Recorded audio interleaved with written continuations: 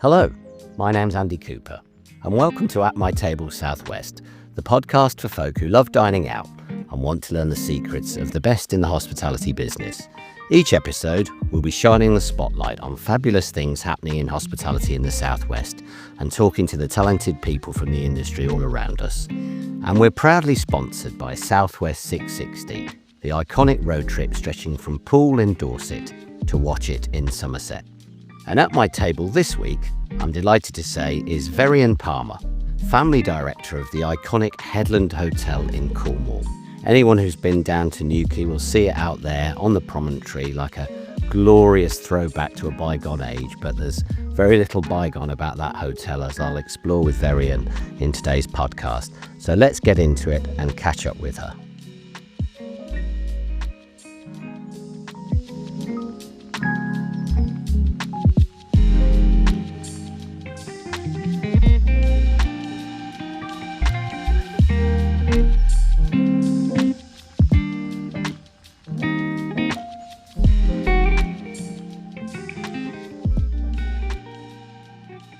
Hi Veryan, thanks so much for joining us. I know how busy life is for people like yourself in hospitality, so I'm very grateful for you sparing the time.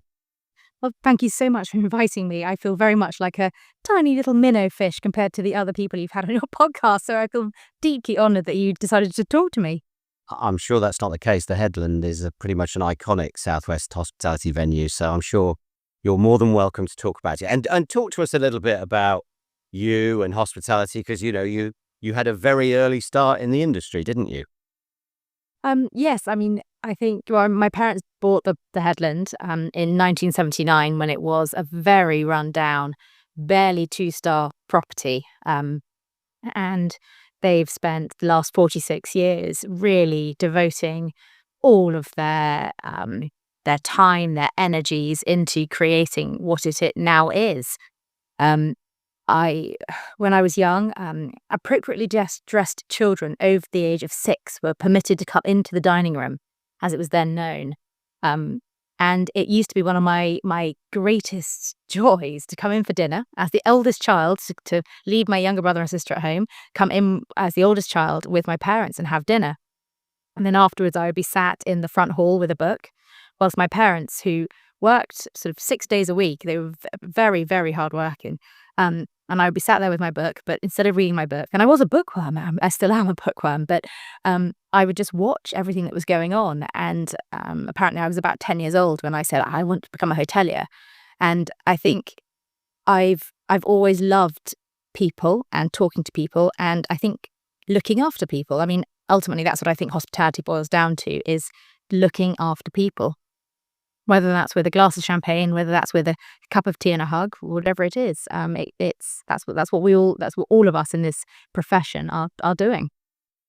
And you've got a very significant anniversary for the hotel coming up this year.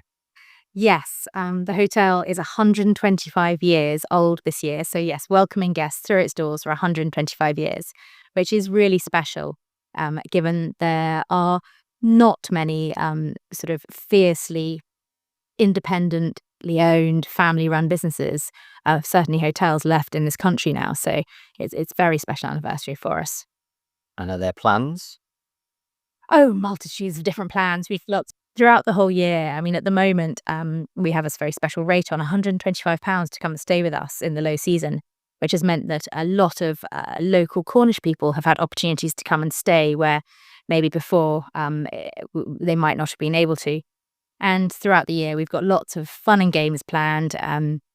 We like to do things with a bit of fun, and certainly we're doing that. So it's all going to be, I think, a very joyous 12 months of celebration. Sounds like it. And although you obviously started off with the family firm, so to speak, your hospitality experience stretches far beyond the shores of Cornwall, doesn't it? Tell us a little bit about your experience once you'd sort of got your teeth into the Headland and decided to learn a little bit more about the industry elsewhere. I think I was very lucky that my parents never pushed me into hospitality and hotel keeping. And I get asked quite a lot about that. Oh, well, you must have had to do the Headland, and very much not. I went away to university, I mean, not very far, to Exeter, not just up the way a little way. and did business management. And then after that, applied to work at the finest family-owned hotel in the country, the Goring.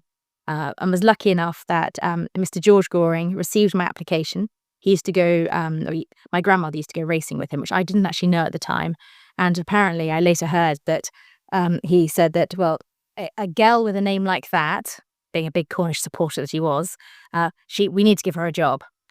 So my Cornish name, by all accounts, got me the job at the Goring, working in reception as a junior receptionist. So that's fabulous. Yes. And what was that experience like? You must have learned an awful lot. Well, so this was back in 2005, 6, 7, 8 that I was there.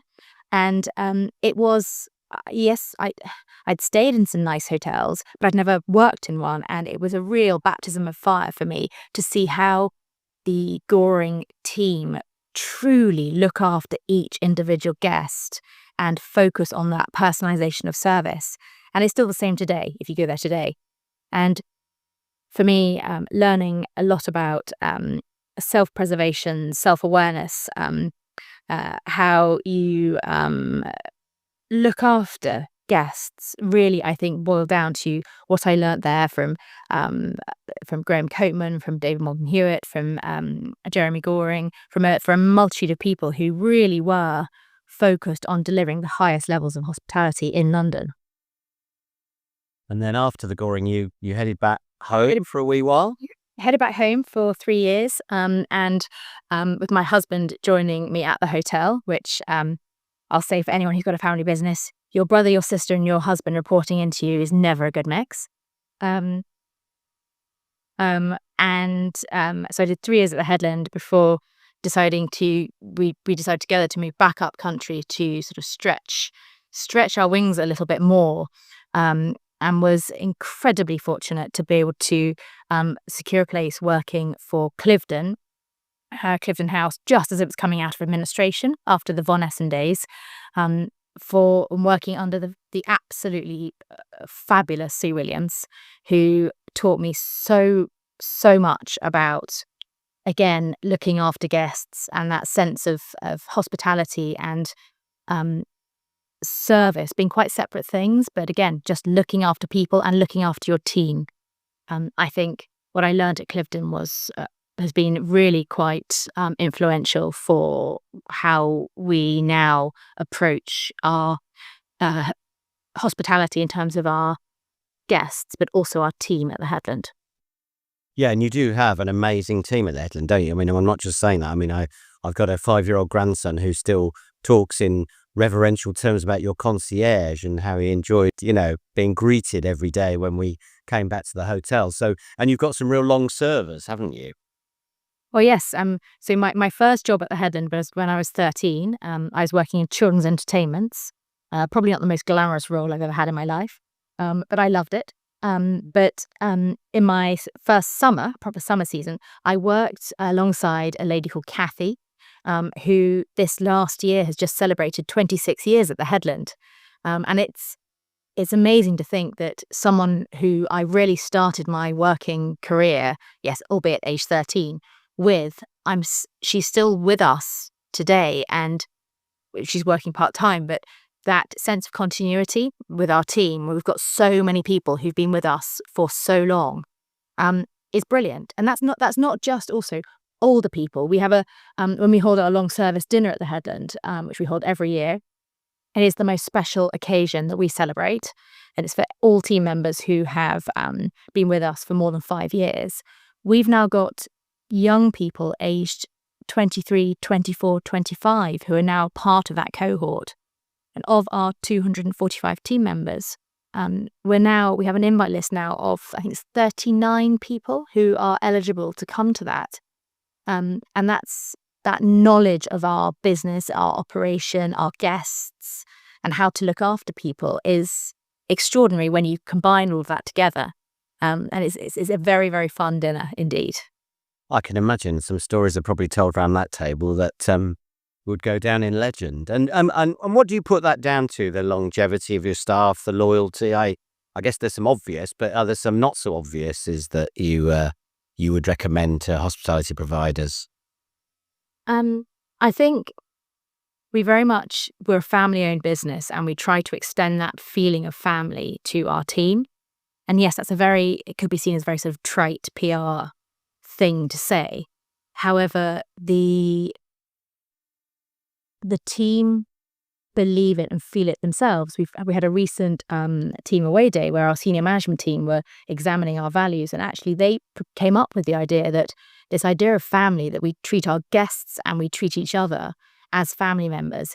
Yes, we do hold each other as a team a team together, hold each other to account, whether that's someone starting on an entry-level position saying something to me which makes me go, oh, I know I got that wrong.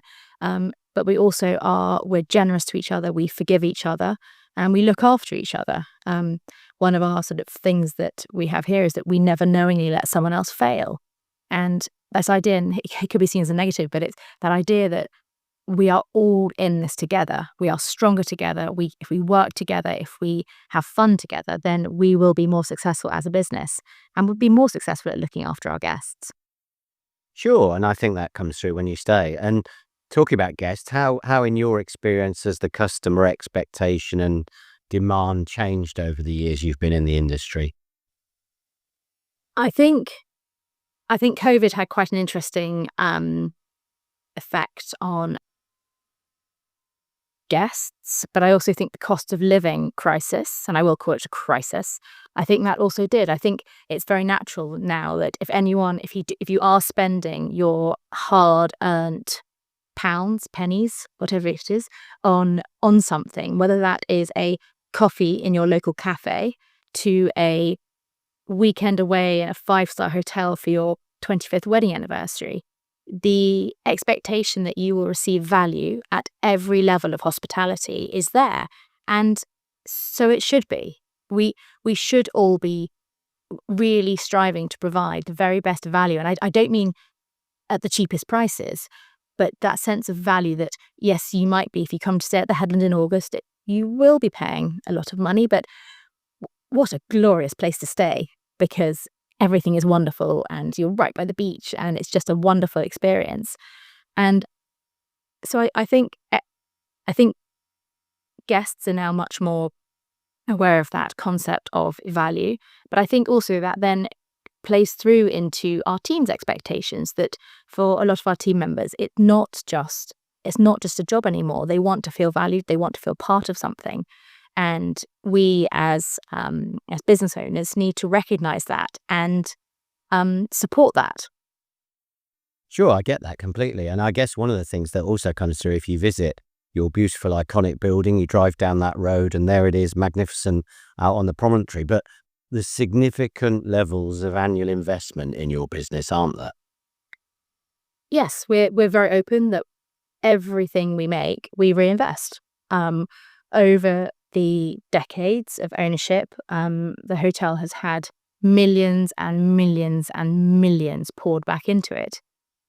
And I think that's a reflection of our family belief that we are just custodians of the property for the short time in the grand scale of 125 years that it's been here so far, and for hopefully many, many, many years to come. We are just looking after the building at the moment, but we have a duty as the owners to look after it for future generations. It is such a beautiful building. I mean, if you've seen the Witches film, it's a slightly terrifying building as well. But this idea that everything we do it for the long term, not the short fix solutions. And I think that's where being independently owned, where we don't have external shareholder or any investors, that we can make a decision that yes, this will be more expensive, but it will see us right for the next 20 years. So I think we're very, very fortunate in that position.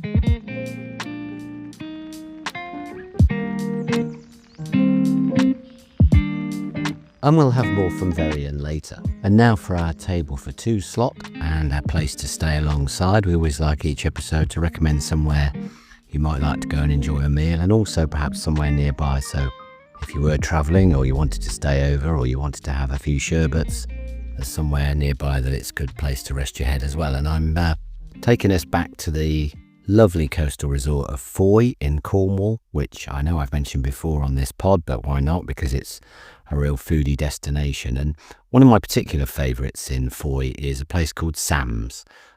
Beautiful, beautiful restaurant. Been there for many a long year. I've sailed into Foy and walked up to the restaurant. I've parked my car at the top and walked down. But Sam's is a proper restaurant. Days were years ago where you had to queue at the bar, no booking, and you were given your table after about 45 minutes at the bar. They've slightly elevated the experience, or have they regressed the experience now by giving people slots or buzzers so that they can then decide when in the bar upstairs their table's ready. But yeah, Sam's is great. Fabulous seafood, as you'd expect. Beautifully cooked steaks, burgers.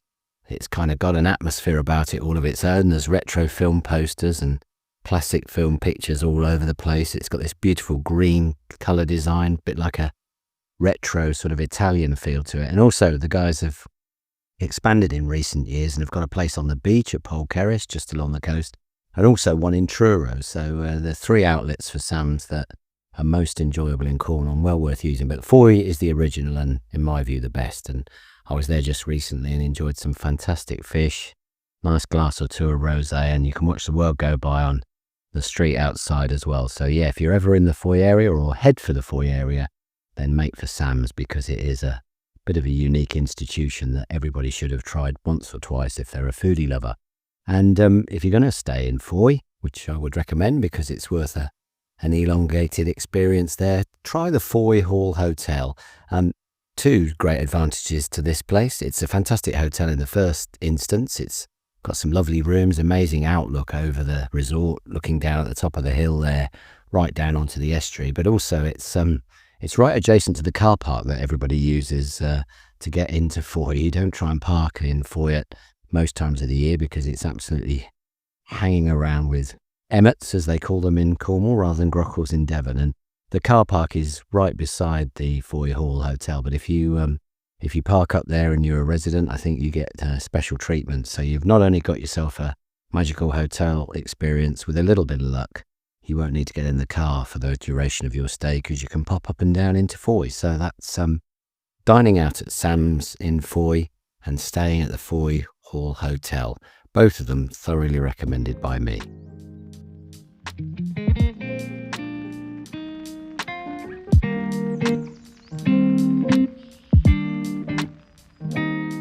And now for our foodie news of the week, which this time around I'm pleased to say is something to do with a print product. As someone who grew up as a print journalist and sometimes can't shake off that mantle, it's always good to report in an online world about something which is not really a throwback. I didn't want to use that word. It's something which I think has a great value as being a print product. It's something called the Extra Mile Guide. It's not new. It's about to have its 4th edition. And it's a great idea, really, because it's one of those books that you probably need in the glove box of the car, because it gives ideas and suggestions for cafes and places to eat just off the main roads of the UK, including the southwest. And the author of that book, Kerry O'Neill, is looking for foodies to contribute with their ideas for anything she might do for the updated version. I think she recognises that places come, places go, places change, but she's just looking at getting together some new content ideas for this latest guide. And the company also do the Coastal Cafe Guide and the Farm Shop Guide, so they're pretty good at these titles that come out and shine the spotlight on places that perhaps we might take for granted or we might not know. So if you are interested in getting involved, I'd Google the Extra Mile Guide.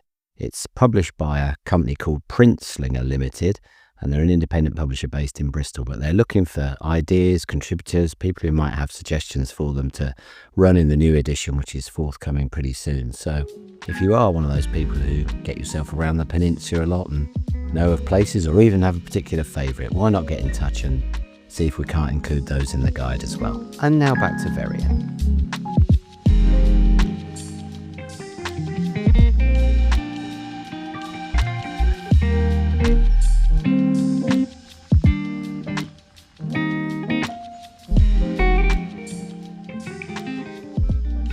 And what's your take on the current temperature check of the hospitality industry? You mentioned the cost of living crisis, your term, but I'm not going to disagree with it. Where do you think hospitality is at right now?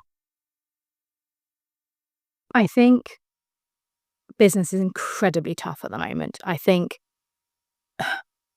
almost it doesn't matter what you might be bringing in at the top line revenue. I think that in everything we're doing, costs are rising. And I'm slightly bewildered by the fact that the government don't seem to really believe that inflation is going to skyrocket again in April, because we employ a lot of people who, through their own request, work part-time hours because of childcare, because they can't get any more nursery places, hours, days. And our national insurance wage bill is going to rocket, which, yes, I can see that is required to pay for various elements of the social care or for the NHS. However, just the cost of eating out is going to skyrocket, because the cost of food is going to skyrocket, and I think we're in a very nasty situation where, whilst it might be very well intentioned, it's possibly not going to give the result that might be wanted. But I'm not an economist, so I'm talking very grassroots level. No, but you're a hotelier, so you see it front and centre, don't you? We can see, we buy a lot of our produce from locally in Cornwall. And, for example, just buying Cornish broccolis, all of the pickers in the fields are going to have to be, their cost of employment is going to go up. So, of course, the cost of broccoli is going to go up. So, of course, that bowl of broccoli soup is going to go up in cost, because we have to buy in the products and we have to pay our team more. And I think that I'm not sure if people are necessarily, unless you're in the hospitality industry, are necessarily aware of what is going to happen. I think that's very interesting. It's the microeconomics of it, isn't it? There's no lag in hospitality. It's a price increase in the marketplace is front and centre and immediate, isn't it? Yes. I've been on previous other media podcasts and things where, when the minimum wages were going up, and there seemed slight surprise that the cost of a coffee in your local coffee shop did go up. But of course it has to, because so many businesses are working on relatively small margins at the moment, and we're not all charities. For us, we need to reinvest nearly £1 million back into the building every year just to keep us watertight and on our beautiful headland. And if we start to not have that money, then the building will start to fall into disrepair incredibly quickly. Sure, I can see that. And do you have hope for the industry?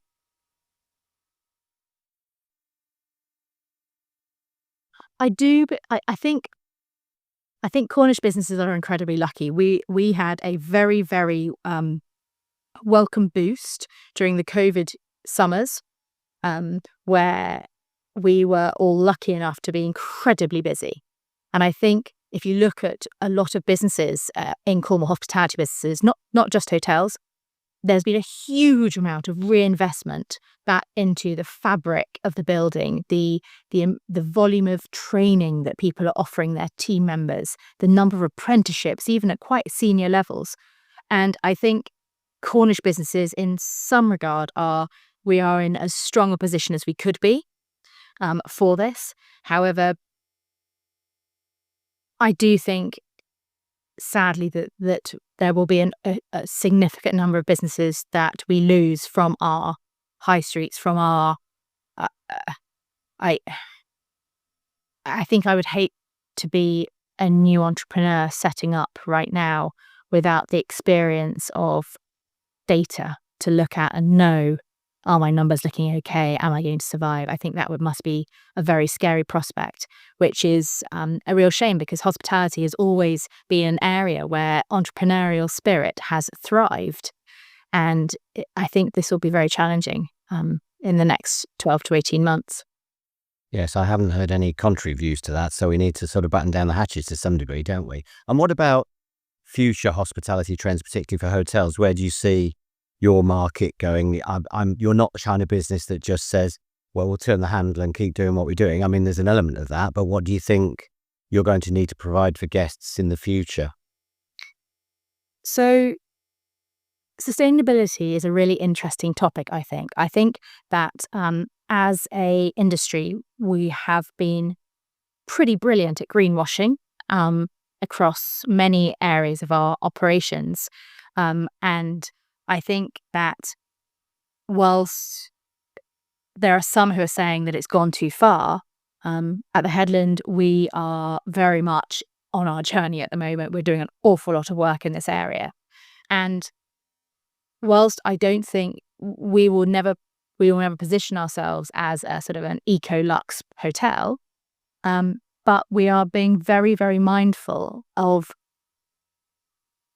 we believe that in the short-term future, it'll be the expectation of normality that you will be really focusing on your sustainability efforts. And this is something that we're very proud about, the work we've done in this area, but we'll still keep moving forward with that, learning more. I think that also the idea of experience. So very rarely now, actually, even 20 years ago, did you actually just want to go and stay at a hotel. You go to stay to come and view the beautiful humpback whales that are currently off the coast, literally just offshore from us. You come to go on that walk and get the salty wind in your hair and on your face and stride out across that open beach in the winter months. So those local experiences where people can really believe that they are coming to escape from their day-to-day lives are going to become even more important. Sure, I can see that. Yeah, those whales are showstoppers, aren't they? Spectacular, aren't they? Yeah, it's a stunning sight to see. So well done for them for parking themselves off the Cornish coast. And I always ask my guests, and many of them have been in the business for many years, what's the funniest thing that's ever happened to them during their time in hospital? And you've got a story of a very pampered pooch, haven't you? Yes, I mean, those that know me will know this story, because even now I still can't really tell it without sort of quite believing that I had to do this. So working in France as a chef in a very expensive chalet in a ski resort, sort of a £250,000 a week chalet, and being asked for some American visitors that they were bringing their poodle over, and having the poodle would have for breakfast minced fillet of beef with truffle shavings. Trying to convince a French butcher to mince fillet of beef was fascinating. Yeah, that didn't go down so well. But then also Evian water, but not just any Evian water, at 23 degrees centigrade precisely. And then being asked, I'm getting my team that work with me to take booties up the mountain because the poodle would accompany his owners for lunch, but the poodle did not like getting his paws cold. So having to pop the booties and trying to take a poodle in a bubble lift up the mountain whilst trying to put booties onto said poodle was a challenge. But hey, it's hospitality, just looking after people. It happened to be a 4-legged, white, fluffy dog. But yeah, just looking after people. I guess after you've encountered something like that, nothing a customer can march in and demand would ever surprise you, would it? Oh, you've been in hospitality a long time. You know that I would say no, and then this afternoon someone would come and ask us for something utterly bonkers. I mean, I think we are, part of the reason it's so fun working at the Headland is if you're going to behave badly, you're probably going to come and do it at the Headland. We have an awful lot of people who have probably far too much fun when they come to stay with us here, and some fairly interesting requests that get given to us at many times of the day and night. Sure. When you come to write that book, it shouldn't happen to a hotelier. I'm sure we'll learn more. And I ask guests the thing in their life that they can't do without. You came up with a couple, and one of them is the ultimate yes or no answer for most people, isn't it? So tell us about the two things that you need for your day-to-day life that you can't do without. For my day-to-day life, I cannot survive without Marmite. I'm an absolute... it's just... And how does one serve Marmite in your life? So, I mean, for the ultimate, for me, a toasted homemade crumpet with butter, Marmite, poached egg on top, just perfection. That's the best way to eat it. I'm salivating. But then also, I think if I was on a sort of happened to be washed up on a desert island, my Kindle. Those that know me well know that I travel with it everywhere. I read a stupid amount of everything and anything, and Is this fiction, non-fiction, hospitality gurus, the lot? complete mixture. I just love reading, and I have a real belief that to be happy in life, you have to keep learning. And I mean, I did my MBA aged 39.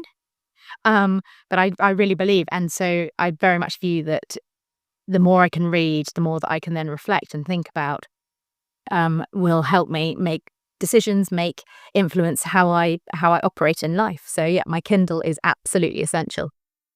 Good. We almost want a picture of the Kindle, a picture of Marmite on the Kindle, don't we, to completely set. Marmite, but And okay, Marmite is your sort of at-home, at-work snack, if you like, but when you get the opportunity to go out yourself and dine or stay at hotels, where is your sort of list of recommended places in the Southwest and beyond? I have to say, and it probably sounds like I'm trying to push something to you, but I would say if you pick a POB hotel, they're independently owned. They're not cookie cutter. They are quirky. I would say I have had some of the best stay experiences sort of in the UK in a POB hotel. There's so many, and they're all over the country. We love Calcott and for the family friendly nature of that. The decadence of Grantley Hall. There's just so many. And it's really lovely to know that whenever you go there, you are supporting an independent hospitality business. That's really important, I think.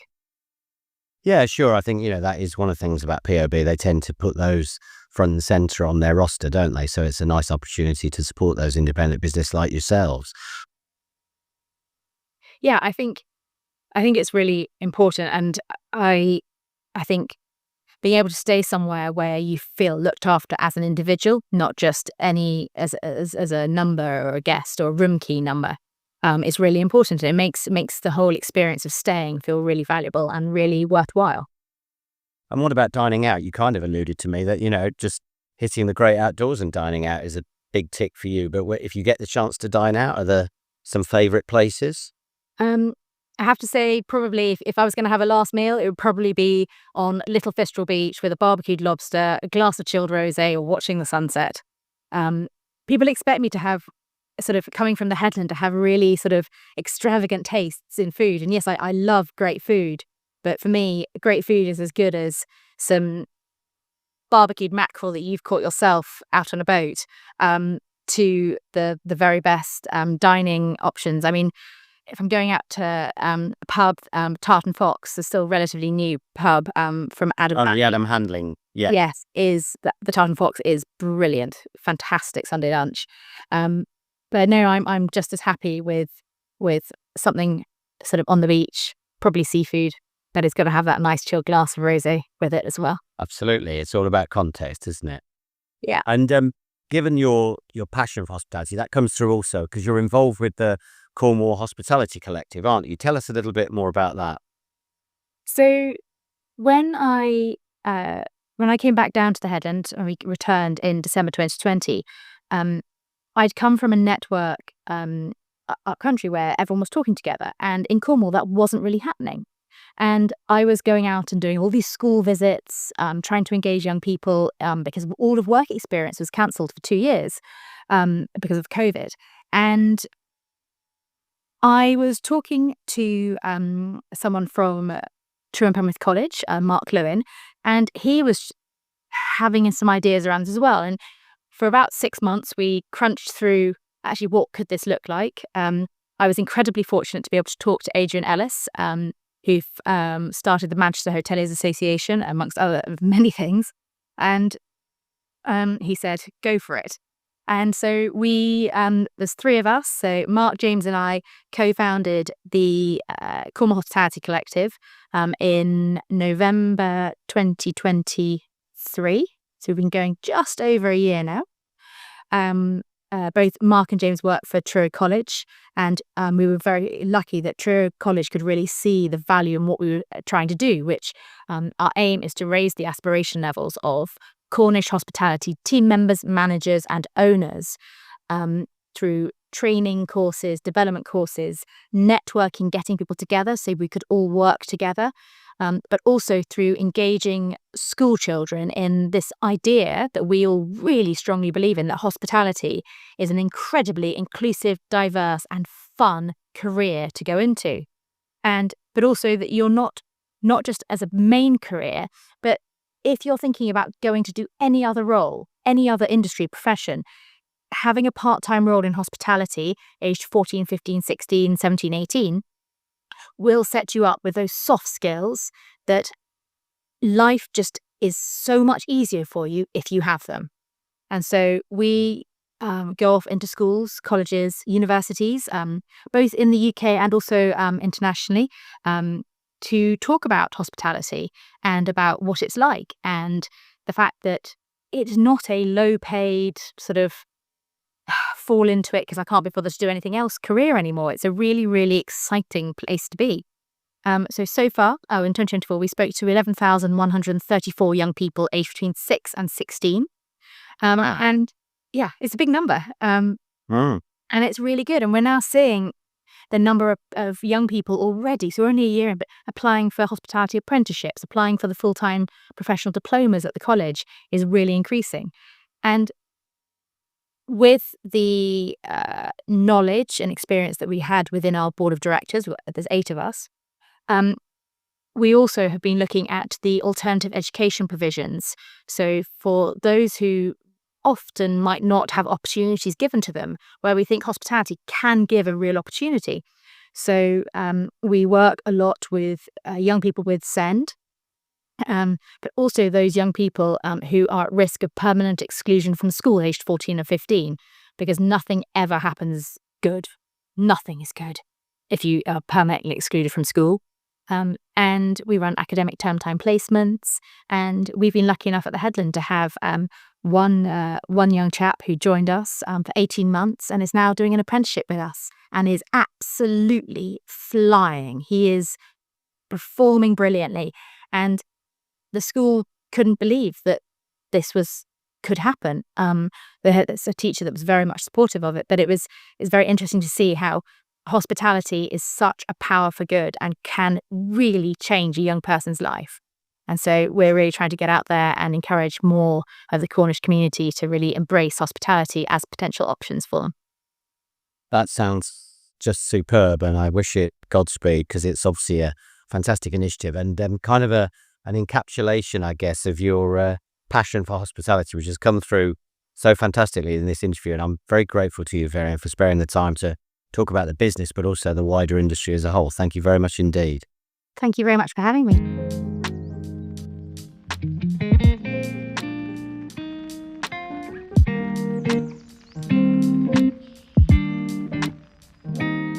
And now our fun whinge and whoop of the week section.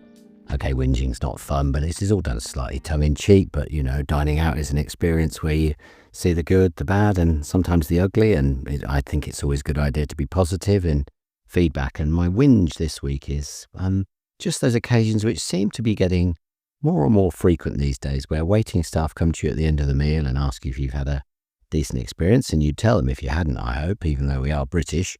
And then if you can't get out soon enough, a form is chucked under your nose, or a card with the TripAdvisor review idea of where you can go to give a TripAdvisor review, or can you give us feedback on socials and the address that you need to do this at. I mean, I get it. I know that people do tend to use these online platforms to make their dining out choices, but at the end of the day, I want that to be down to me, not some sort of almost quasi-demand of something shoved under your nose and sort of almost embarrassed not to take it away with you. And then, frankly, in my instance, chucking it in the bin before you've left the grounds of the restaurant. But maybe it's just me. But yeah, I think if we're going to give feedback online, it should be honest and from the heart, and something we want to do on our initiative, rather than just doing something that the restaurant seems to feel we're obliged to do. And hopefully that'll also get us away from this notion that everybody makes their selection just on the loudest and longest voices online, because you don't always get the best recommendations, frankly, if you go on TripAdvisor, in my experience. So let's try and kick back against that. So that's my whinge of the week.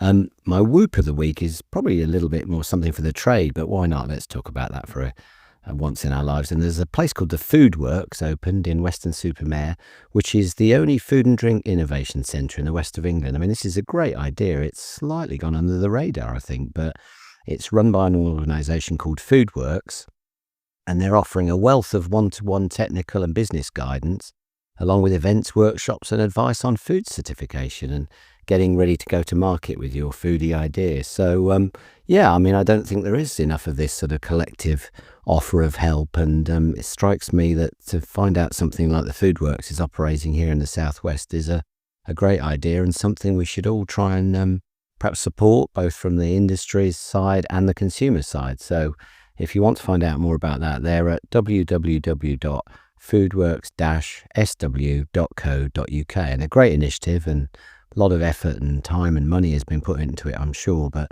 you know, we want to see that kind of support for the industry, and it's great to see it happening right here on our doorstep.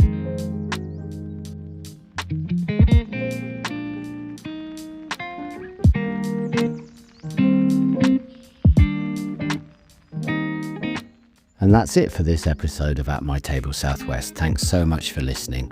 We'd love to get any feedback you have on this show or any of our others, which you can see at our website, www.atmytablesouthwest.co.uk, or find us on socials at My Table Southwest. And we'd love to hear from you if you'd like any recommendations put our way, such as our place to stay or our table for two. If you have anywhere you think we should look at, please email us via atmytablesouthwest@gmail.com. And also, we'd love to hear those things that are getting on your nerves a little bit, like our whinge of the week, or indeed anything that you've seen that you really were pleased with while dining out. Anyway, that's it for this episode, and look forward to seeing you next time around.